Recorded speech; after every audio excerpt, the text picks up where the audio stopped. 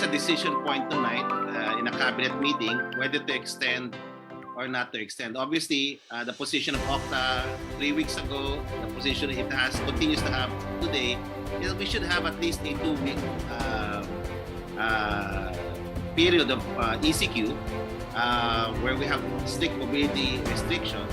But given where we are now, and this is where I think the presentation of both Professor David and the hospital model that has been largely accurate, that was developed by Father Nick and Mike T, coming to fore, no? And that is that we need to have, we're recommending that the ECQ be extended. If it can be extended, we're suggesting 2 weeks.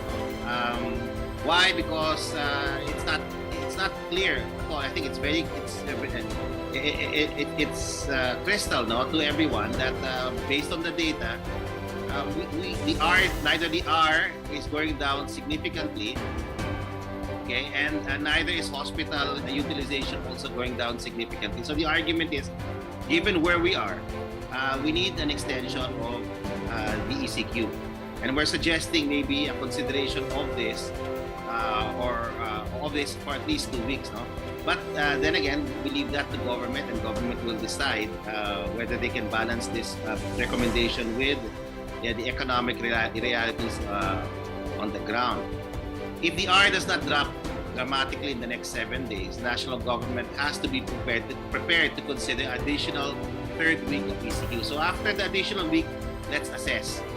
Okay, and the last this week of ECQ is not without significant changes. The R has dropped, but it has not dropped to a level where transmissions will be affected significantly. Okay, so the R is still up. While it has dropped slightly, it's still up. It's still above 1, and the virus is still spreading. The complicating factor now in the NCR bubble is that our hospitals, as we predicted 3 weeks ago, are already filled up. You know, and I don't think the fill-up rate will go down this week or next week. And that this is what our fellows are trying to say. Our hospitals will be filled for the next 2 or 3 weeks.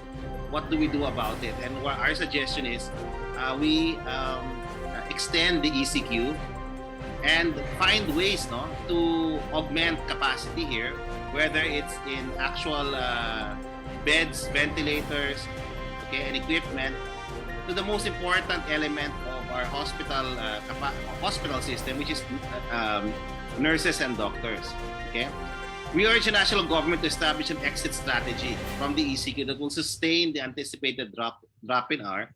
We recommend that the ECQ be followed by an MECQ before we go to the more liberal GCQ. So a step-down approach so that we can sustain the gains that we have achieved, and of course the sacrifices, no, we have achieved over the last 2 weeks. We urge the national government to consider transporting nurses and other healthcare workers from low-risk regions in the country to assist the NCR, okay, which is struggling, no, because of the ongoing surge. And we continue also the urgent call of our healthcare workers that whatever amelioration that is promised to them be given to them and released to them as soon as possible. We also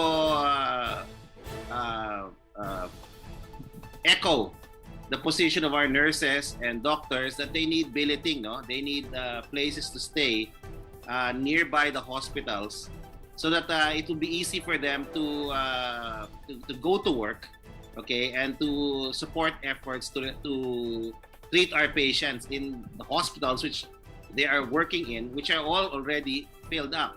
So government has to find a way, together with the private sector, to find a way to get billeting or places to stay for our doctors and nurses. Okay, so we echo all of those positions, including, of course, the need for our nurses, no, to be paid, no, whatever amelioration is still supposed to be given to them.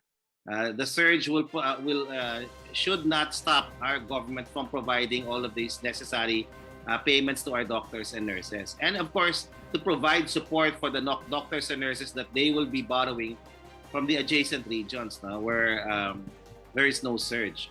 Okay. We urge the national government we also urge the national government and our LGUs to accelerate their efforts to build isolation and quarantine facilities to alleviate the pressure on our hospitals.